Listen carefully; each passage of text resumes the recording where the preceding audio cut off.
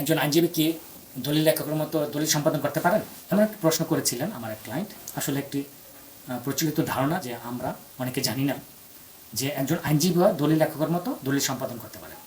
তো এই বিষয়টি আমি একটু আলোচনা করব।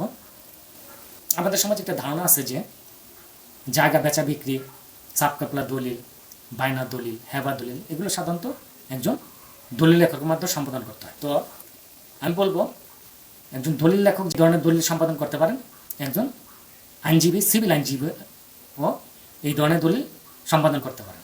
শুধু জায়গা সংক্রান্ত দলিলই নয়, একজন আইনজীবী ব্যবসায়ী সংক্রান্ত দলিল, ভিট, চুক্তিনামা, আপোষনামা, সোলেনামা, হলফনামা, এই ধরনের সব প্রকার চুক্তি সম্পাদন করতে পারেন।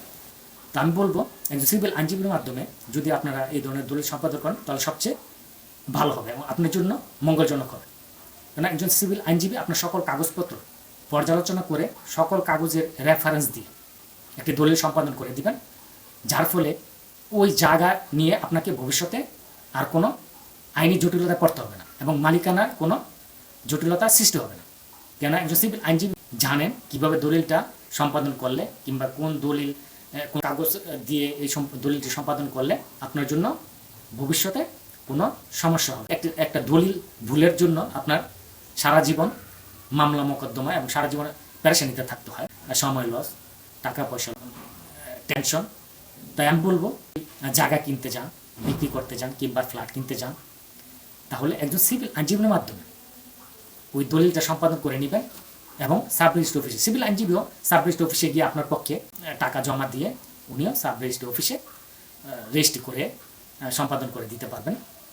তো আমার পরামর্শ হলো সবচেয়ে ভালো একজন দলিল লেখকের কাছে না গিয়ে একজন সিভিল আইনজীবীর মাধ্যমে যদি আপনি দলিল সম্পাদন করেন এবং সাব রেজিস্ট্রি অফিসে রেজিস্ট্রি করে নেন, সেটা হবে আপনার জন্য সবচেয়ে ভালো।